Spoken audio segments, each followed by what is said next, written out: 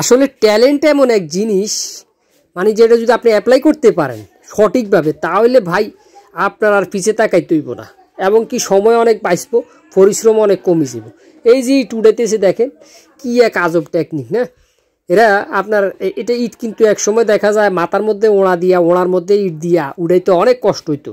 এখন কত easy process, এই যে ইট উড়াই ফেলছে, তাও একটা দুইটা না, কয়েক 100 ইট একসাথে উড়ানো সম্ভব। আপনার জাস্ট যেই মেশিনটা দিয়ে মূলত মশলা উড়ায়, ওই মেশিনটার রশির মধ্যে বাইরে দিতেছে এক ধরনের জুড়ি, এই যে টানি লইতেছে রড দিয়ে দেখেন ভিতর থেকে। যেই তালায় ইটগুলা ফালাইব ওই তালায় লোক খাড়াই রয়েছে, দাঁড়ায় রয়েছে, ওরা আপনার রড দিয়ে এই রশি একটা আছে এটা টান দেয়। হ্যাঁ, টান দিলে ইটগুলা ওদের কাছে আসে, আসার পরে ওরা পালায়। তো এই পুরো প্রসেসটা কিন্তু খুব মানে সুন্দরভাবে যদি দেখেন আপনার কাছে অনেক ভালো লাগবে। দেখলাম যে আপনি করে একটু দেখাই।